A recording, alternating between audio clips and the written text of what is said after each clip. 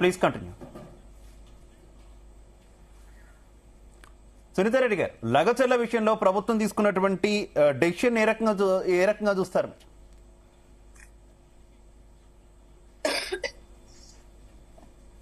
ఇప్పుడు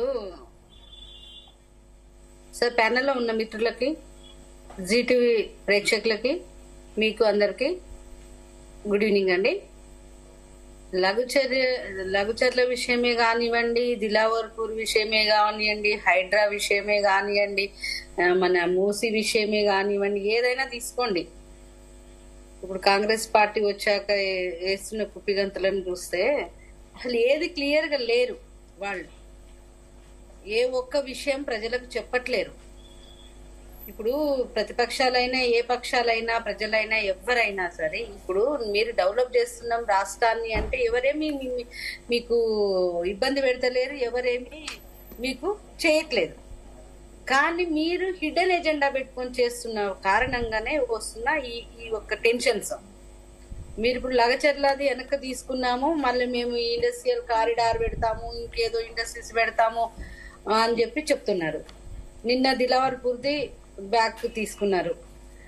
ఈ లగచర్లది కూడా సార్ మనకు మొన్నటి వరకు ఫార్మా విలేజెస్ పెడతామని చెప్పేసి రైతులను కొట్టి జైళ్లలో పడేసి కాళ్ళెర కొట్టి వాళ్ళని నడవకుండా చేసి థర్డ్ డిగ్రీ ప్రయోగించి అసలు ప్రజాప్రతినిధులను ఎవరిని కలవకుండా ఆ ఏరియాలో గెలిచిన ఎంపీ గారిని, మా డికే అర్ణక్క గారిని కూడా కలవనీయకుండా ఈ విధంగా వాళ్ళని బాగా వేధించి సతాయించి ఏదో రకంగా ఏదో ఒక వంక పెట్టుకొని ప్రజలది భూములు తీసుకోవాలి అనేది పెట్టుకున్నప్పుడు మీరు దారులు వెతుకుంటున్నారు, తీసుకోవడానికి దారులు వెతుకుంటున్నారు. ఆ దారులు అనేది కరెక్ట్ గా లేవు.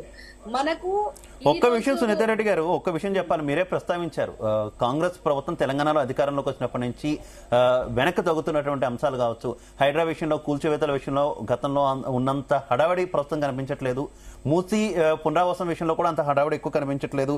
అలాగే ఆదాని ఇచ్చినటువంటి ఫండ్ కూడా వెనక్కి ఇచ్చేస్తున్నామంటూ కూడా ప్రకటించినటువంటి పరిస్థితి. ఇప్పుడు లగచర్ల ఇష్యూ, ఈ అన్ని వ్యవహారాల్లో కూడా అసలు ఎందుకు ప్రతి వ్యవహారం కూడా వివాదాస్పదం ఎందుకు అవుతుంది?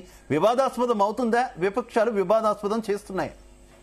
వివాదాస్పదం చేసుకుంటున్నారు సార్ వాళ్ళు. ఎందుకు అంటే వాళ్లకు ఇప్పుడు మూసీ నది విషయం తీసుకుందాము. మూసీ నదికి మేము 1,50,000 కోట్లు పెట్టి దాన్ని పునరుజ్జీవనం చేస్తామని కాసేపు, ప్రక్షాళన చేస్తామని కాసేపు, దాన్ని సుందరీకరణ చేస్తామని కాసేపు, అసలు ఏం చేస్తారో అనేది ప్రజలకు చెప్పకపోవడం వల్ల అక్కడ కన్ఫ్యూజన్ వచ్చింది. ఇప్పుడు లగచర్ల విషయానికి కాసేపు ఫార్మా విలేజ్లెస్ అంటారు, కాసేపు ఏమో కారిడార్లు అంటారు, కాసేపు ఇండస్ట్రియల్ డెవలప్మెంట్.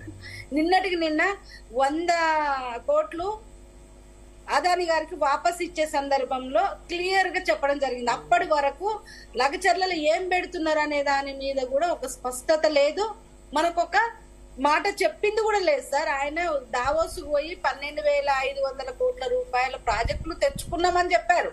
బట్ ఏం ప్రాజెక్టులు, అవి ఎక్కడ పెడుతున్నారు, అవి మనకి ఏం ఉపయోగం, ఆ ఎంఓఈలు ఏమేమిటికి ఎంఓఈలు అయినాయి, వాటికి మనం భూములు ఎక్కడ ఇస్తున్నాం, తెచ్చుకున్న ఫ్యాక్టరీలు ఏంటివి, తెచ్చుకున్న కంపెనీలు ఏంటివి, దానివల్ల ఈ రాష్ట్రానికి ఏం ఉపయోగం అని ఎక్కడ చెప్పలేదు.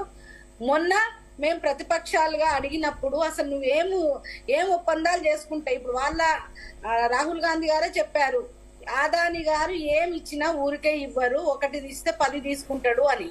దాని సందర్భంగా మేము మరి మీకు 100 కోట్లు ఇచ్చిండు కదా, మీరు ఏమి ఇచ్చిండ్రు, మరి మీరు వచ్చేసి పొగినీరు హోటల్లో పోయి కాలు పట్టుకొని చేసిన పనులేంది, మరి దానివల్ల మీకు వచ్చిన లాభం ఏంది, అసలు మీరు చేసుకున్న దావోస్ ఒప్పందంలో ఏమున్నాయని మేము ప్రతిపక్షాలుగా మేము గట్టిగా అడిగినప్పుడు ఆయన ప్రెస్ మీట్ పెట్టి చెప్పింది ఏంది, అక్కడ సిమెంట్ ఫ్యాక్టరీలు పెడుతున్నామని చెప్పాడు, దానికి ఎంఓఈ చేసుకున్నా అని చెప్పాడు, ఇక్కడ రామన్నపేటలో కూడా సిమెంట్ ఫ్యాక్టరీ పెడుతున్నామని చెప్పారు. అంతేగాని అప్పటి వరకు అక్కడ ఏం చేస్తుండో తెలియదు. ఇంకొకటి మనకు హైడ్రా అని తీసుకొచ్చిండ్రు. హైడ్రాలో ఇన్నర్ ఎజెండా ఏది పెట్టుకొని చేసిండ్రు అనేది మనకు క్లియర్ గా అర్థమవుతుంది. ఫస్ట్ ఏదైతే ఎఫ్టిఎల్ జోన్ లో, బఫర్ జోన్ లో, నది గర్భాలలో ఏంటి చెరువు గర్భాలలో ఏమున్నాయో తీసేస్తామని చెప్పిండ్రు. తీసేస్తామని చెప్పి ఓన్లీ ఒక ఎన్కన్వెన్షన్ కూలగొట్టి నీకు అవసరం ఉన్న భూముల కాడ నువ్వు కూలగొట్టడం జరిగింది తప్ప ఎవరైతే నిజంగా నీ అన్న ఉన్నాడు, అందరు ఉన్నారు, మీరు ఆ ఏరియాలో కూలగొట్టలేదు కాబట్టి ప్రజలు తిరగబడ్డారు. దాంతో మళ్ళీ యూటర్న్ చేసుకోవాలి. ఒకటైంది సార్, వీళ్ళు ఏదైతే 6 గ్యారంటీలు అన్నారో ఆ వాటి దగ్గర నుంచి మొదలు పెడితే యూటర్న్లు వాటి దగ్గర నుంచి మొదలు పెడితే వీళ్ళు చేసి ఓకే సునీత రెడ్డి గారు డిస్కస్ చేద్దాం అన్ని అంశాలు కూడా డిస్కస్ చేద్దాం. అసలు మల్లేశ్వర్ గారు ఏమంటారో కూడా మనం ఒకసారి విందాం. మల్లేశ్వర్ గారు నమస్తే. ప్రజలకు అర్థమయ్యేలాగా ప్రజలకు చెప్పే విధంగా ఓకే సునీత రెడ్డి గారు. మల్లేశ్వర్ గారు ఏంటి